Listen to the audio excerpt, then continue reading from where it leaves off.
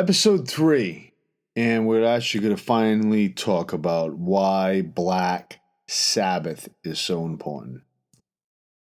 And before I do that, I actually want to somehow tie this into the other two pieces that we've done so far.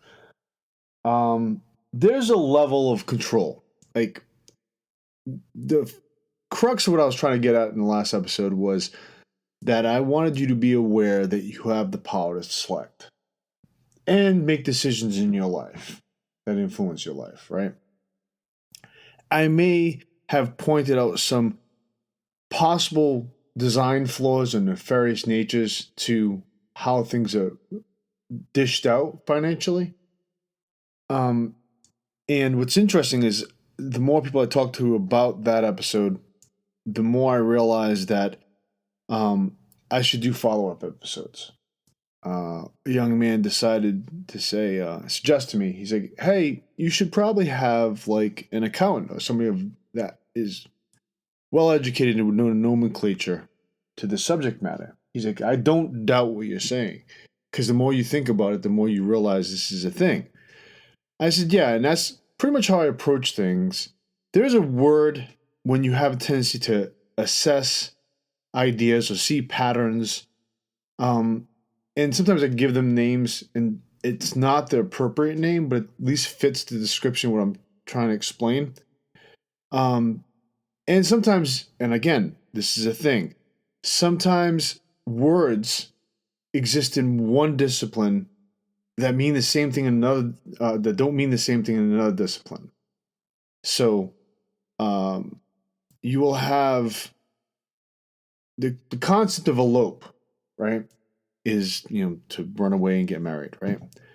But when you work in the behavior psychiatric agency structure, elope just means specifically AWOL, run away. That's the thing. It doesn't require marriage usually, but in pop culture, it's tied together with where you run away and elope. There are tons of terms like this. There is certain terms that only really apply to one discipline, and so on and so forth. This is a concept that, in my opinion, does create a level of control for that specific industry, which I understand, right? You're giving everybody pretty much the same terminology, same opinion and thoughts and language to use. So within their trade, I get the logic behind it. But it is a level of control, right? Back in the day, that was probably a larger issue, because they would distinguish quickly that a person wasn't in that field if they didn't know the terminology. That's weird because it creates a weird bias because it's almost like a Tower of Babel, like designed, like the fact you have different languages explaining the same exact thing. So somebody may have working knowledge about something, but they don't know the language, but yet they're still considered outliers. I have a tendency to do that a lot. Like, because for me, a lot of this stuff is like reverse engineering. Like, I'm looking at it, and as I'm looking at it, I'm trying to break it down to get a better understanding of it, to figure out how to navigate around it, integrate into it, so on and so forth. Context clues, just watching patterns, asking questions, pointed questions at a specific point in time. This is just how you engage the world, right? And I just noticed that what I pointed out is a thing. And I'm going to tell you this right now. All of this stuff is heavily opinion based on my engagement in life, right? Some of it is fact. I should probably work better to distinguish that to help you, the listener. Some of it is genuine opinion, and opinion worked with the same model over and over and over again, right? So the way I look at things is I present information based on how I engage them and how they're presented to me over years, right? So it's almost like if you go into a job and somebody's teaching you the ropes, that's how I'm presenting this whole program. Now, I'm going to heavily focus on the arts, and every so often deviate to social things, just average social things, like the last episode. I decided to put that first because I want you to be aware that you control how things are as a collective and as an individual. Your money comes to you. You decide how you're going to spend it. There's certain things you can't avoid in life. Obviously, clothing, food, shelter. And I pointed out that it's weird because it's almost like the system is designed for you to automatically have to pay for that. And through that, you disseminate and spread the capital structure, right? You're spreading the money even if you don't want to, right? You can't be so ultra conservative that you're not spending any money because that's not how it's designed. It's automatically designed to be in debt to a certain degree. But the disposable income you have, you decide what you want. So if you want to be like drink heavily, you got to spend lots of money on alcohol. If you really love music, it's a show through what you're spending your money on, right? Sabbath changed everything. They created a whole different subgenre, and they became consistent, which is extremely important when it comes to the arts. I mean, for the most part, in the mid-'60s, late 60s, there was a whole summer of love concept, but underlying, there was a lot of stuff going on. You had a lot of Vietnam, a lot of protests going sour, a lot of overreaching. Corporations at the time started to move overseas and undermine basically the American worker. So this weird creeping darkness set in, and I'm going to kind of define it as such. The unsettling balance that diminishes the overbearing lens of light and color that presents the world in an irreproachable way. Artists have tried to communicate this darkness. Some of them have successfully done it. But what's weird is it's not focused on. Like, what bothers me the most is that everybody wants to put everything in this two category structure, right? This is absolute evil, absolute good. And sometimes the absolute good does horrible shit, right? Because there's a switch, there's a quick pendulum to the other side. I don't view the world that way at all. It's people in the world do horrifying shit. And I'm going to indirectly paraphrase Charlie Murphy, right? Because he said in this one of his, he didn't want a spoken word, but I definitely liked it. He's like, there's over 7 billion people in the world, right? So at this point in time, at this very second, somebody's doing the most horrifying shit you can imagine a human being doing. At the same point, the best thing about human beings is being done at that same time. And I'm completely paraphrasing what he said, but that's definitely Charlie Murphy said that, right? And that's true. There's a truism to that, right? But in between, there's several different degrees of gray. And by putting everything in this weird dichotomy, you have a tendency not to want to work through the gray. It's just much easier to shuffle things off. And I think that's why you get the weird, happy, strange fucking veneer of happiness, right? And it erodes. Probably more so than darkness. Darkness, you have to figure out how to compensate and move against. It's very present. The happiness with erosion underneath isn't as clear. Even though they're trying to be, lack of color concepts, the absolute white, there's still, in my opinion, a lot more gray than white, right? Honestly, in my experiences in life, the only time I actually experienced things that were just definitely happy is when people were doing, and they felt they were doing for the right reasons. And they constantly checked themselves to make sure they were, right? I've also been around people that didn't want to. They created this weird, like, everything's great, everything's awesome, right? And this is how you maintain this, and we have to maintain this. Like, this is like some edict, like some weird, like, punishing rule. Like, if you don't maintain this, bad things are gonna. No, you're just gonna be real. And the phrasing "keeping it real" is kind of like one of those things. Like, the goal is for authenticity, not fucking veneer life, right? And when creeping darkness settles in, right? Like, example, this is actually probably one of the life examples. I have no problem talking about death. Doesn't faze me at all. It's one of those things that I've been unfortunate enough to have dealt with it and help people go through with it. And it's just a thing, right?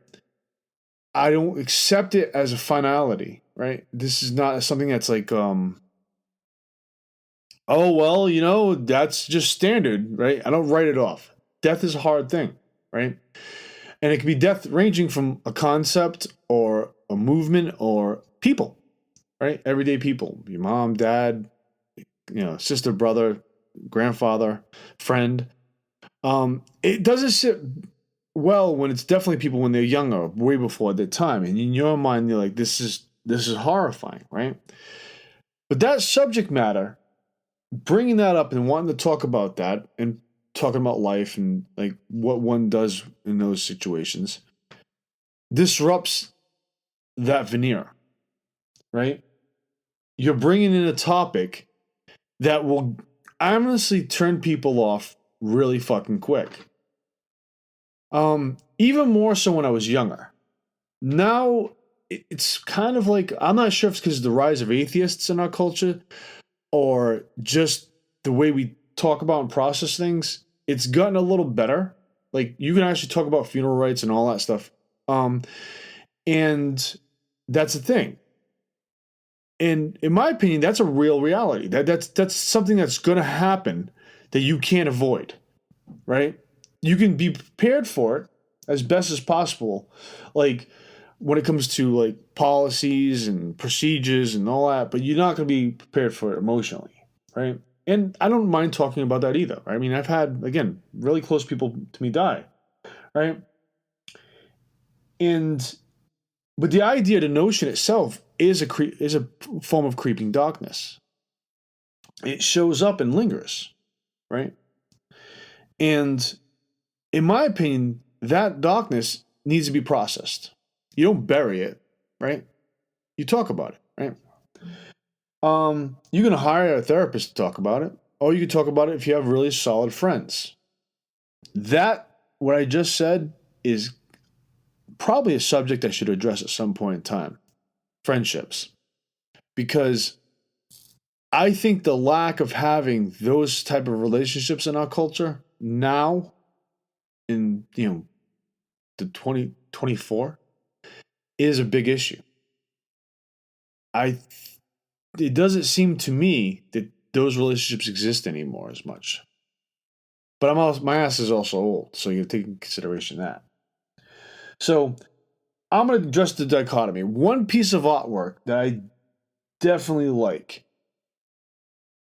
Pause. The idea of good versus evil as the ultimate, it's a clear one fence, one side, one side. Now, even the yin yang I'm skeptical with. The concept that there's darkness and light and lightness and dark, right? That to me seems archaic. It's an old way of thinking, right? So before I move on to the main example I'm going to give you, right? Because my kids are watching it right now, and I'm thinking to myself, I'm like, there's a lot of shit in this show, right? Comic books. In my opinion, comic books and reading comics, which, we still look at, most of the pop culture looks at reading comics as there's something wrong with you if you read them, right? Because of some propaganda from back in the 50s. The better writing was realizing that not everything is ultimate evil and ultimate good. It's not just always the good versus, the good villain, no, good hero versus the villain, the evil, absolute evil villain. It's not. It's the layer of gray, right? And understanding the better villains, the villains you understand. That's a thing, right? So, there's a show that was on HBO back in early 2Ks called Deadwood, right? Now, with most of the historic shows, you take them with a grain of salt because not everything happens the way it happens. You have to create a narrative, you have to create drama and all that stuff. Some of it did, some of it didn't, right? So I don't necessarily exist in a generation that says, your kids cannot watch this. They're too young. They're bad concepts. No, this show literally shows you the degrees of evil, right? What you perceive to be evil, right? So as you're working through the show, you get from Swearingen, I think that's the guy's name, all the way to the absolute evil perceived by the last episode, which I think it was Hearst, right? And this is the thing. This show literally bathes itself in degrees of gray to flush out the villains and the heroes and the anti-heroes, which is the one in between. That's very important. That's why the anti-hero back in the day was so popular. Like the Clint Eastwood, he's not just the only one, but he was the one that became really famous because of it, because he played the anti-hero really well, right? But that was a thing, because it shows that there's something else in between. And what's weird is allegiances move. Like even with samurai films, you have that structure. I think it's interesting to itself. But Deadwood is a really good example of that. And I praised Deadwood for going to 3 seasons. I really wanted a few more movies, but the end movie was pretty good. So there's 3 seasons of Deadwood. And it's HBO, HBO proper, not this nonsense you have now. And there's a film that eventually was made afterwards that kind of ties up everything after the fact. But even with the opening sequence, which defines, like, pause a second. Good, the Bad, and the Ugly is Sergio Leone's famous film. It's out of all of his work, that's one that's probably known the most, right? And how they set up the character beats at the very beginning of what you know about the characters, the little married to concept, right? The good, the bad, and the ugly, right? Is at the very beginning they give you these vignettes, like these pieces of how they're introduced to you. And you interpret them. And you realize the good guy kind of jocks this really weird line, right?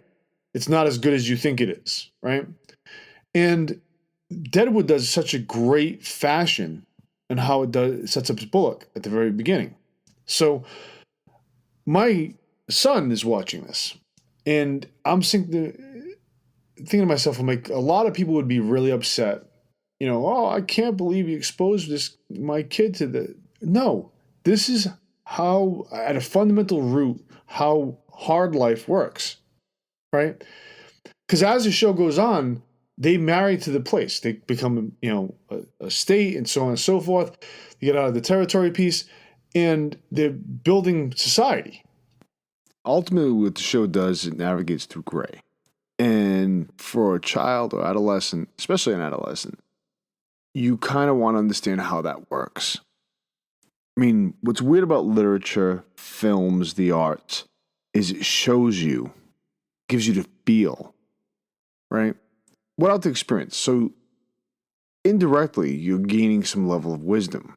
And I genuinely think Deadwood itself navigates through the murkiness of life. Granted, I already told you, I said, I think there's portions of it that are just design narrative, right? Not based on fact. It allowed him to go through the murkiness of gray. Because life kind of gives you that. And I think what bothers me the most when I said about the veneer and the idea that everything has to be happy and pretty, and it bothers me that that's the only way we engage things. I'm not sure if just to create the illusion that we're doing well. I don't know. But shows like Deadwood and art in general, thus going to the Black Sabbath concept, is important. It makes you feel, it makes you think, it provokes ideas, it helps you gain over time a collected wisdom. In other words, how to gauge life and how to understand and interpret life. Having everything just on the up and up and in this very clean, almost like mechanical fashion doesn't work. And I think that's why, especially in the mid to late 60s, the anti-hero gained so much clout so quickly. And that's why you have like this happy, weird, quasi-hippie psychedelic music and the sonic push that you hear, right? From the outside, right? And I think that is striking, that touching into the pulse is where Sabbath came in. I know I went a long way around that, but bear with me. The unsettling balance that diminishes the overbearing lens of light and color that presents the world as irreproachable. Creeping darkness is kind of presented in a lot of earlier songs, and they touch on this. And sometimes they touch with the dichotomy of evil versus good, and then blend it, showing you the gray in between, right? Even as far back as Robert Johnson's Crossroad Blues, 1936, right? Jack Turner sung Nightmare. What's weird about some of these we're now passing Halloween when I'm recording this, is some of them end up in Halloween compilations, because some of them have weight, right? Actually, probably one of the most famous songs about that creeping darkness, that the fact that now I'm stuck in this, and my lens and my perception of the world needs to be altered. Now, people in that situation don't get it fucked up. I don't think they should remain in that situation. I think being exposed to that darkness way too long does fuck you up, right?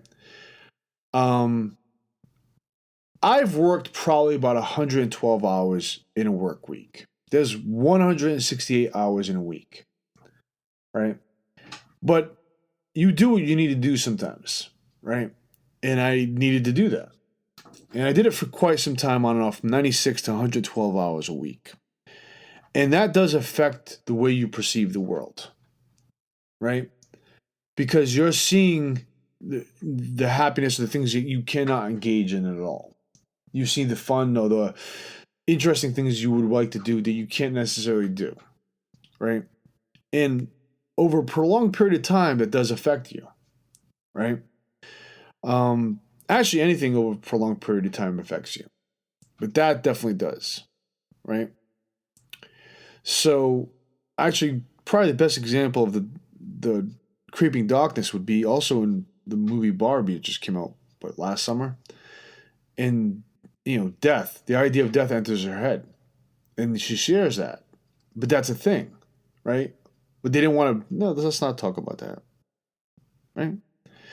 So one of the most popular songs that addresses this and has a person that I cannot see the way things are anymore is the Rolling Stones' Painted Black, and that's 1966. But I would argue that in 55 or 56, Chuck Berry, again, I'll reiterate as king of rock and roll, had a great song on his album, debut album, the Downbound Train, right? And to me, that right there kind of fits into the mold of openly saying this is a thing, right? This creeping darkness, right? Actually, Robert Johnson's Crossroad Blues, right? Standing at the crossroad, baby, rising sun going down. I believe my soul now, poor Bob, is sinking down, right? That's a phrasing from the song, right? I'm not going to do that justice, so bear with me. The engine with blood was sweaty and damp, and it brilliantly lit with a brimstone lamp. And the imps for fuel shoveling bones while the furnace rang with 1,000 groans. That is Chuck Berry's Downbound Train. That's 1956, right? These ideas are just there. They already existed in lyrics. Like this was a thing. People did address this, right? And by addressing it, it was like there was enough, like, I don't know. My arguments about the church and evangelical structure is a thing, but I'm not going to get into that. But the idea of having, like, not talking about that is weird. Like, anything that's being processed needs to be processed, right? Anything that's presented, like, what is that about, right?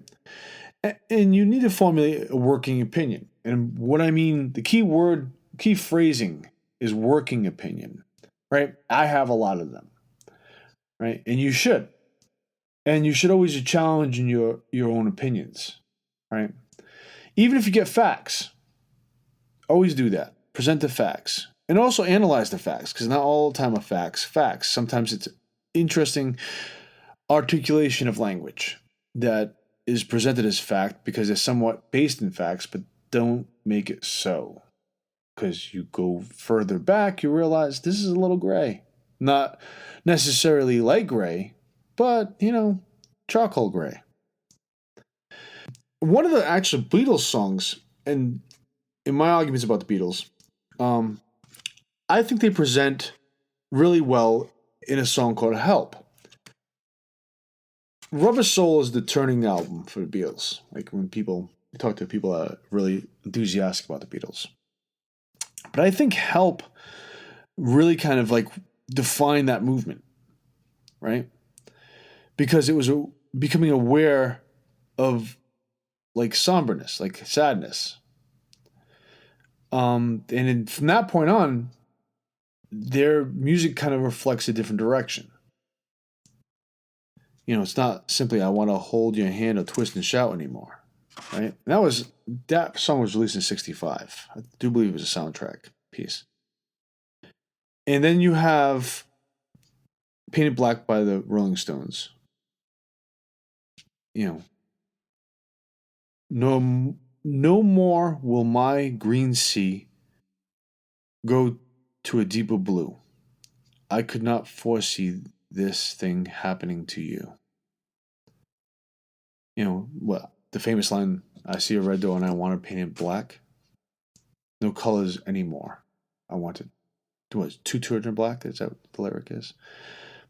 The idea of like, this is now my lens. This is now how I perceive the world. Right?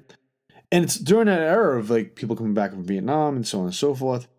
And this was also people coming back from World War One and shell shock and the history to that, which is, let's not talk about that. Shh. They used to write it off and curb it. It's like, kind of suppress it. No, this is an issue.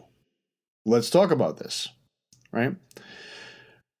But putting it into two different categories and just simplifying the process and not processing it is a weird thing, right? So it allows the creeping darkness showing up in pop culture and art is a very important thing because it's there to provoke you. It's there to provoke conversation and engagement, right? Or for you to identify with. Let's say you perceive the world in that light, right? And you feel all alone, which is probably even worse, right? Thus my argument about pop music, right? Ideas like this keep going through as far with like bands like The Doors. Actually, we're probably going to touch on The Doors at some point. I'm probably to get more into them. I think really musically and structurally, The Doors kind of set up Alice Cooper in an interesting way. Like if you listen to The Doors, some of the music kind of translates really well.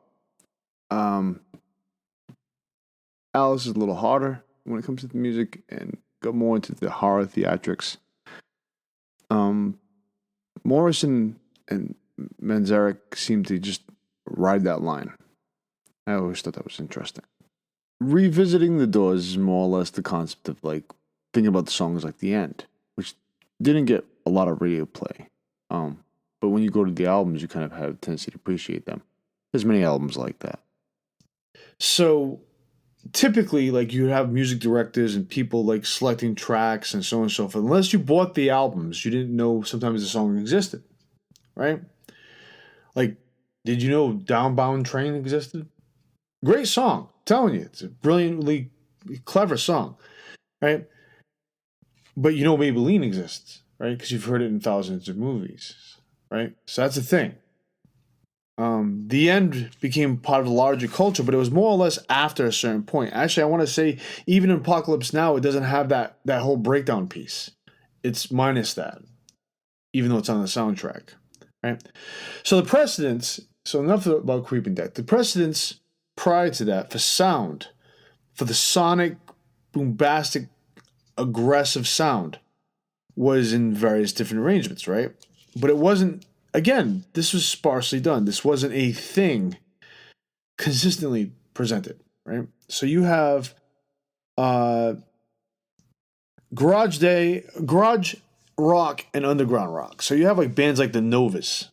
Now, I probably will get into underground concepts later on, right? But you are aware there's enough art and music and movies and all this stuff that exists and have existed for several decades that is not mainstream, right?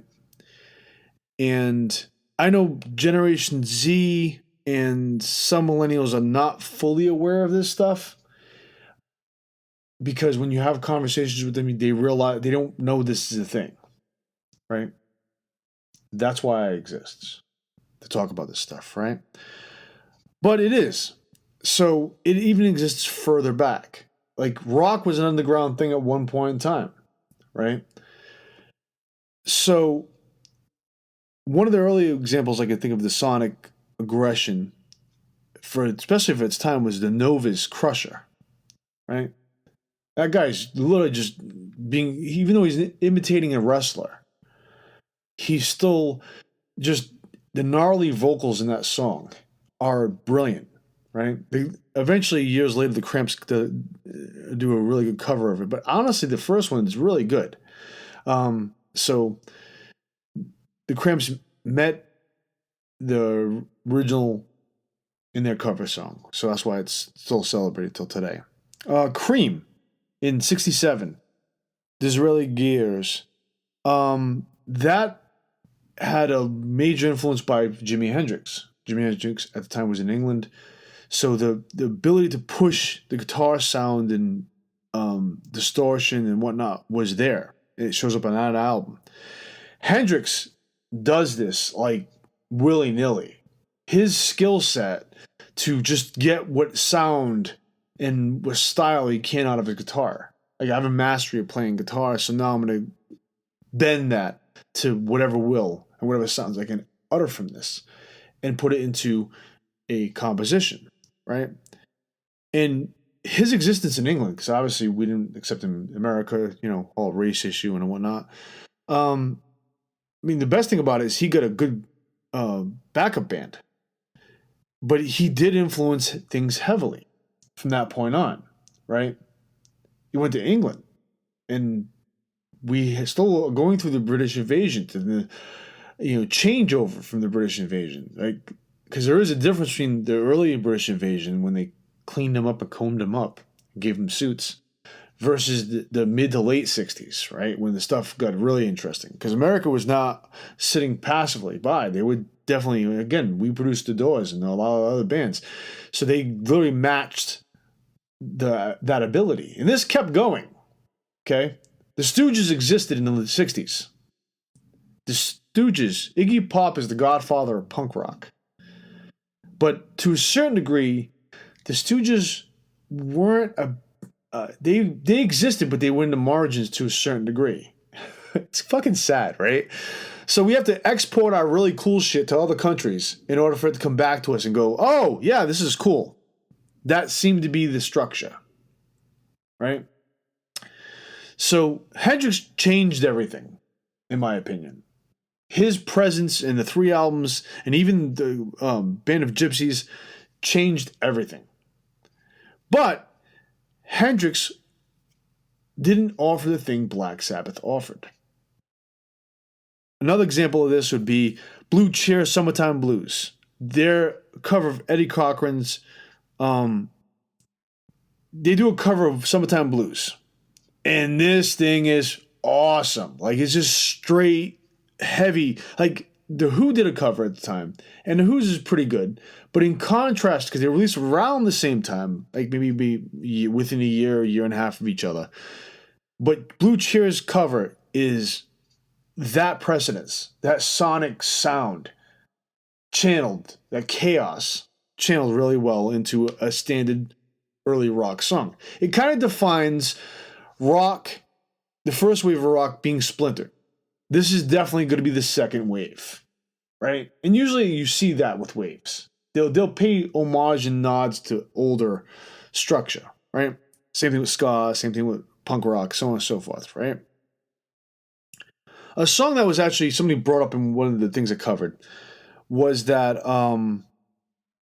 was Born to Be Wild, because heavy metal thunder is actually said in that song. However, I honestly say The Pusher by Steppenwolf, which is off the Easy Rider soundtrack and their respected album, definitely captures that droning component to it, right? Iron Butterfly and the God of the Vita is a heavy song. And I want to say they may have one other heavy song on that album. But again, not consistent enough to definitely be defined as a genre. You have all the components there. You have the creeping darkness within the lyrics, the perception of reality, the things challenged, right?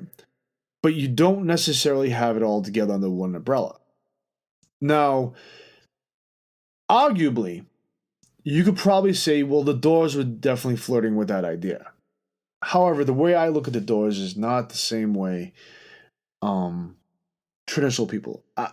The Doors to me sound like a jazz band that decided to play rock and did a great job doing it. Because their switch ups and the way they construct the music, their compositions are fucking brilliant. And to a certain degree, you had Morrison as a writer, and he didn't necessarily. Again, there's a whole thing to the Doors, especially the album "Waiting for the Sun." Because if you ever open the album, there's tons of lyrics in that album that don't appear on the album. You actually have to search out that Celebration of the Lizard as a separate track. And I think maybe in the last 10, 20 years, they finally released the studio version of that. Because prior to that, you had to get it on a live album. But I think they would definitely... The Doors definitely brought in the components you need for goth music.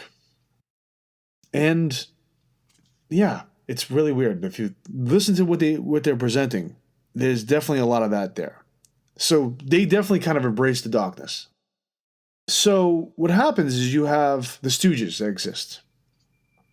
But nothing comes together until 1970. Now this is like 69, 70, 71. And I will actually say to you, from listening to a lot of albums, 69 to 74 is definitely an interesting 5-year piece. I don't know what the fuck happens from 74 on, but definitely from 69 to 74, there is definitely I wouldn't say a Wild West structure in music, but there's definitely a lot being pushed and different styles and different thoughts and just a lot of interesting shit. Now, here's what's weird. I'm not sure what was played on the radio at the time because I didn't exist. But when you listen to the albums, you realize there's a lot of interesting shit here, right? So Black Sabbath's album comes out in 1970. And this thing charts, right? Sabbath takes the creeping death and the sonic blasts of the psychedelic structure and put them under one umbrella and give you the first full-fledged heavy metal group. What's weird is they didn't see themselves. I remember seeing an interview with Ozzy Osbourne. They just thought they were the same as Led Zeppelin, right? Now, Zeppelin's interesting. I'm not going to get into Zeppelin too much, but there's both two bands that spawned out of the Yardbirds, right? And actually, you could probably say three. Cream, but Cream's style is not the same as Jeff Beck Group and Led Zeppelin. Led Zeppelin and Jeff Beck Group are very similar. It's almost like the Jeff Beck Group was like the proto version of Led Zeppelin. even though that wasn't the same, but obviously the interests and proclivities are there because they come from the same baseline, same group. Big, Yardbirds were a big group. But Ozzy Osbourne just interpreted what they were doing as the same thing as what Led Zeppelin was doing. And Led Zeppelin was not doing the apples and oranges, but he could not perceive it as being such from what I got from his comment, right? And I thought that was interesting. I'm like, really? I mean, you have Ozzy Osbourne, Tony Iommi, Bill Ward, and Geezer Butler, right? And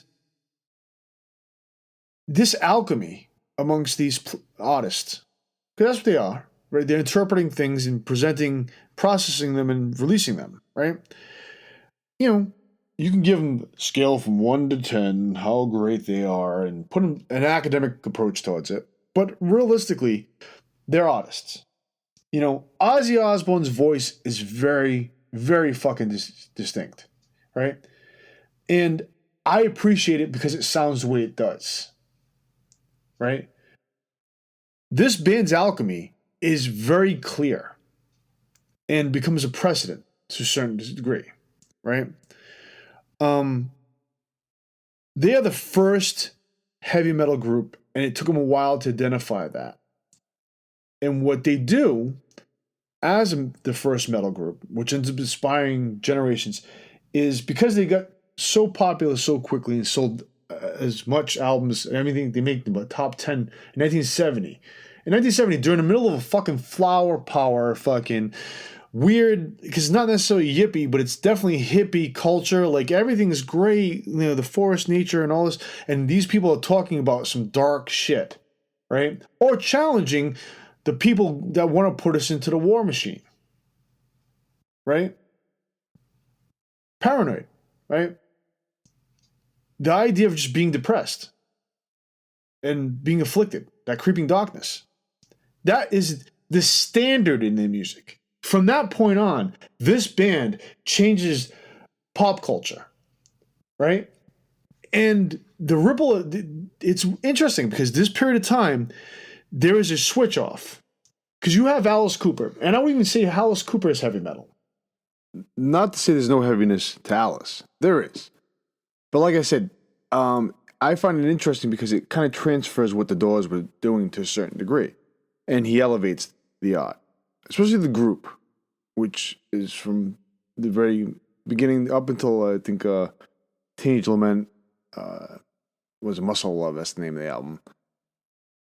Alice Cooper, the band, kind of is like presented it at a higher, more theatrical level, right? The two ideas intersecting are not crazy, but Alice Cooper and Led Zeppelin existing in that category made sense. That's definitely hard rock, or what becomes defined as modern rock, because they're not doing the same thing as rock was doing in the 60s, but they're definitely, you can see the baton changeover, right? Hendrix, Cream kind of set that foundation for this to exist. Led Zeppelin definitely set the precedence of what rock will be in most of the 70s. But Alice Cooper did too, right? Thus explaining why you get AC/DC later on and so on and so forth, right? Sabbath is constant in their aggression and their droning and dreariness. Not only talking about the idea of like, Satan hunting you down, but also the idea of like, let's challenge the authority. Let's challenge these things that are being pushed upon us. Because they're working class kids coming from England. Right? And the English bands. So their metric system and how to get onto pop charts were different. Now, when they cross over this country, how they're treated is a little different. I mean, if you roll out what Black Sabbath's influence was, eventually them and many other bands led to that whole farcical satanic panic, which I'm not going to get into today. Initially, I actually had a lot of notes on that, but I'm not going to even bother that. Right? And that leads to the satanic panic leads to witch trials in the 80s. And most of you are like, what is the witch trials in the 80s? So in the 1980s, there are like 4, 5 distinct trials to put music on in the public sphere to judge, have a court judge against these musicians. To my understanding, Ozzy Osbourne, when he'd already had a solo career, was initially targeted. Dead Kennedys became a result. So basically, it was Dee Snider and John Denver fighting off the PMRC. You have Dead Kennedys trials, right? You have Two Live Crew. You have Judas Priest. So maybe it was just 4. There were several trials to attempt to do this, right? And this was a thing. But the Satanic Panic kind of set up that scenario, right? Satanic Panic, just to sum up quickly, was that everything was somehow in league with these large cults, right? I think my opinion was that, and this was found years later, that people have a tendency to put patterns together, even though sometimes they don't belong together.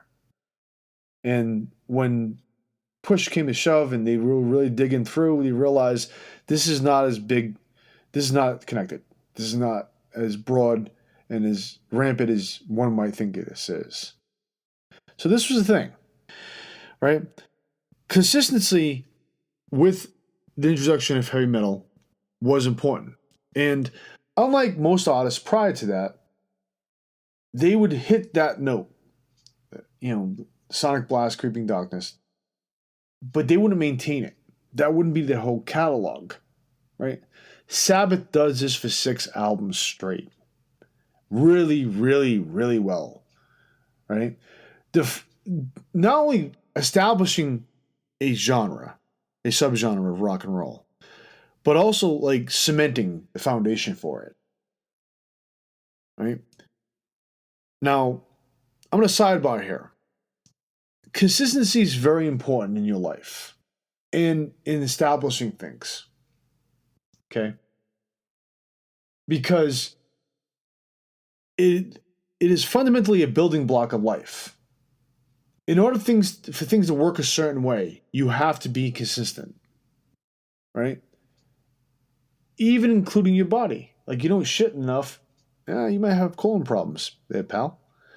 Right? Yeah, I just brought that into the conversation. Because I can. That's what I do. Ta-da! So, but the idea of like being able to go to work, get the same paycheck, feed yourself a specific diet, read specific books, that consistency helps you build things. Sabbath releasing 6 consistently strong albums guaranteed metal was going to stay for quite some time, right?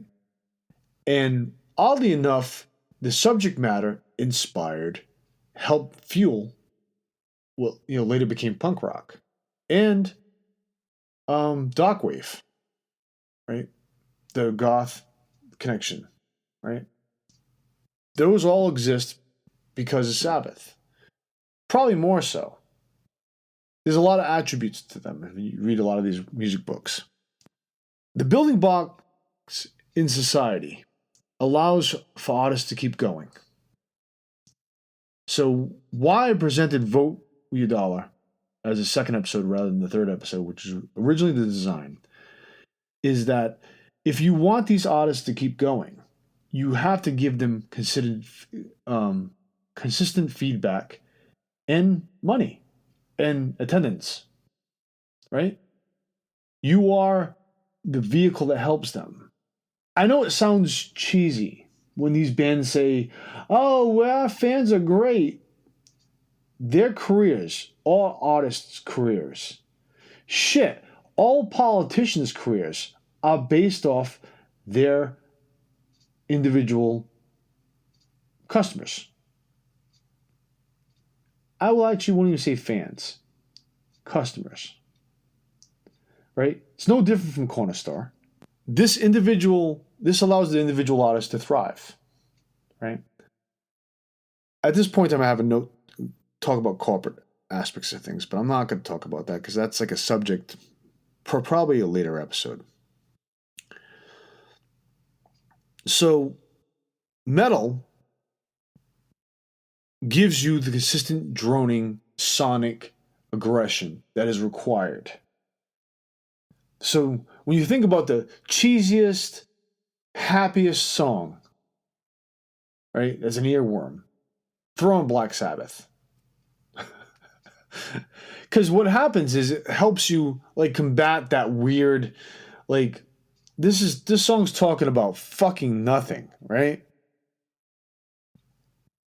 And then you can throw in War Pigs, and there's a precedence for this because War Pigs exists as a song, right?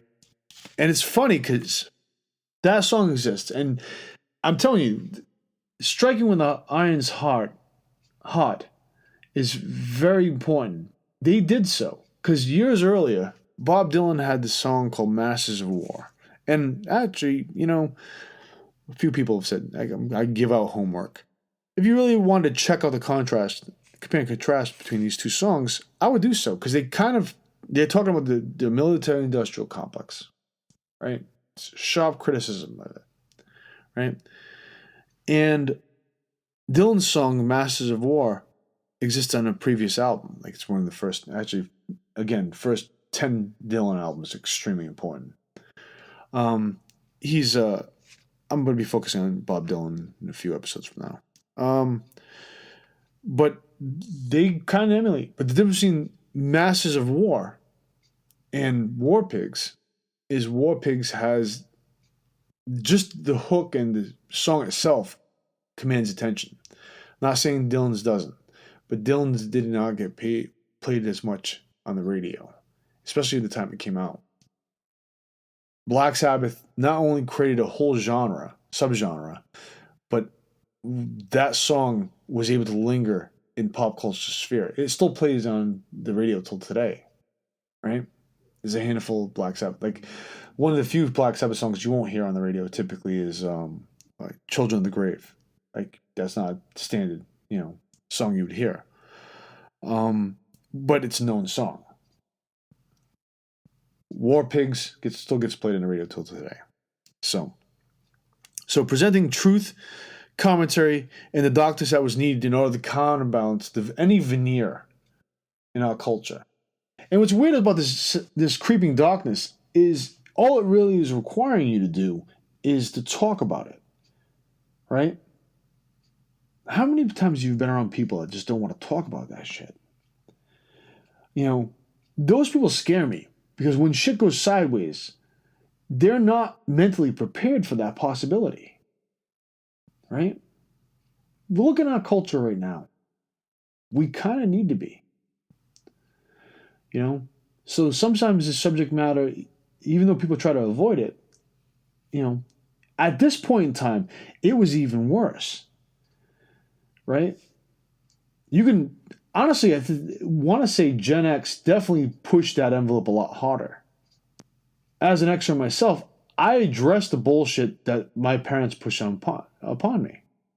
And I would address the bullshit that was pushed upon my friends. Because it's fucking bullshit. Right? And no matter how, wow, you're really negative. No, man, I'm just trying to be real because this is bullshit. And you have to recognize it as such. And you have to break it down. Right? Negative could be pushed into that creeping darkness. That idea of oh, wait a second, there's going to be nuclear war, or there's going to be a breakout, or there's going to be... The potential's there. Right? I like to use the word probability. Right? Meaning that it doesn't mean it's so, but there is a chance.